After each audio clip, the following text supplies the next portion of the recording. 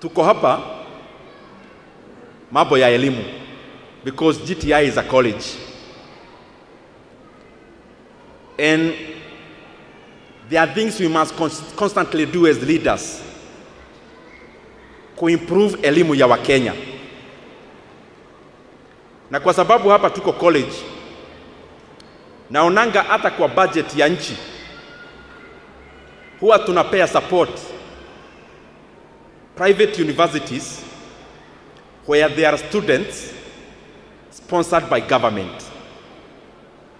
Maybe it is a high time the ministry concerned of higher education, na pia department ya TVET, it is the high time they also start giving sponsorship to private students in private universities.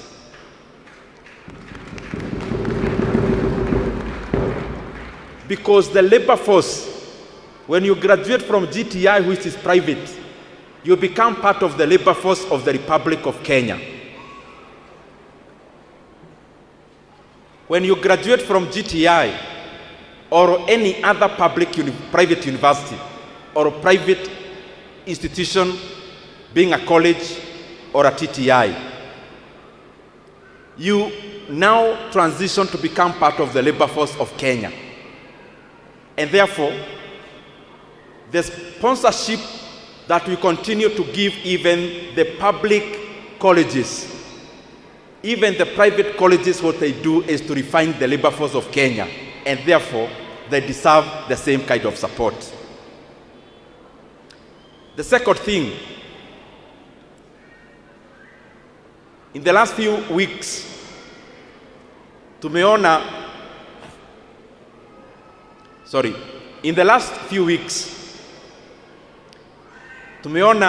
mtu mmoja wa serikali anasema kuna free basic education.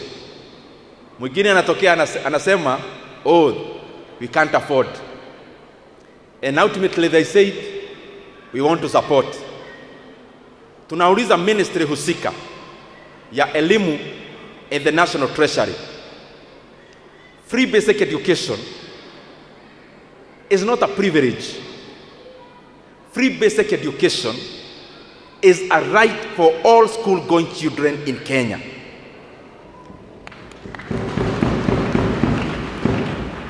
And if it is true, as you say, that you support free basic education, shule zimebakia wiki mbili wafugue. Tafadhali, in all the institutions from primary school, to JS, to the senior secondary, tunaomba na tunauliza, and we are also demanding that the arrears ile haijalipwa ya capitation itumwe kwa mashule zetu, so that they can continue offering quality education to the learners in Kenya. Wanafunzi wakifungua third term wasiende tena kugoja pesa, ni pesa iende igoje wanafunzi. Na tena, by the time the schools had done the budget, especially the senior secondary, of 22,000 capitation per year, it is not a figure that came from the air. It was based on empirical calculations in terms of the functions that the schools do. Na kwa hivyo, 22,000, Kenya should never be having a discussion about whether to reduce 22,000 to whichever figure. We should be talking about increasing the figure to cover up for the inflationary pressures that has come in the many years back. Na ya mwisho, jana tumeona ile inaitwa EPRA, wale wanatoa bei ya mafuta Kenya. They came up yesterday and decided that they are only going to lower only one category of product by only 1 shilling. I want to remind my brothers and sisters who are in the policy now, hii Kenya shilingi hata peremende hainunui. Na kwa hivyo, it is important we know that bei ya mafuta carries the entire economy. Last month, they hiked the fuel prices by 9 shillings. Ikikuja ni kuongeza, tunaongeza na shilingi 8 ama 9. Ikikuja ni drop, we drop by 1 shilling. And I am saying this because I know bei ya mafuta Kenya is the highest in the region. In the region, there is no neighboring country ambayo inauza mafuta Kenya. Ambayo inauza mafuta bei ghali kuliko Kenya. Whether it is Tanzania, Uganda, hata mafuta ya Uganda ile inapitia Kenya, poti ya Kenya. Watu wa Uganda wanunua mafuta bei ya chini kuliko Kenya. Shida ya bei ya mafuta Kenya ni maneno ya kodi and levies, and especially the levy of 7 shillings that was introduced last year.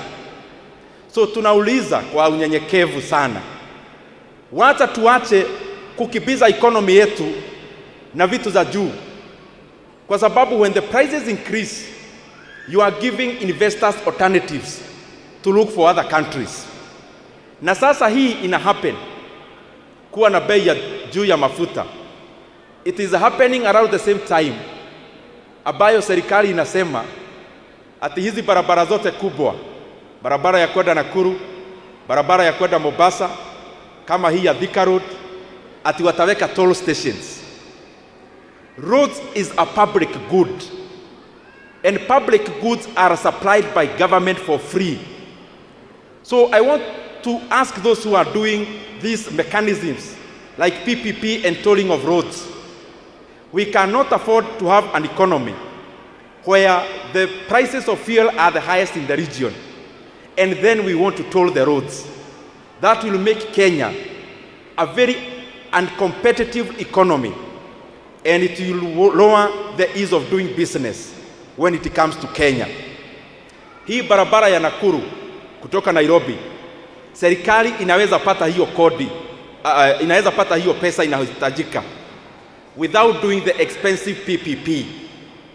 Watu wa Nakuru ambao wanaenda mpaka Eldoret, wengine wanaenda the western part of Kenya including Nyanza, wanafaa wajengewe barabara from Pararironi all the way to be dulled without making them pay to use that road in the name of toll. Because you cannot install a toll on a corridor road like the one coming from Mombasa going to Malamba.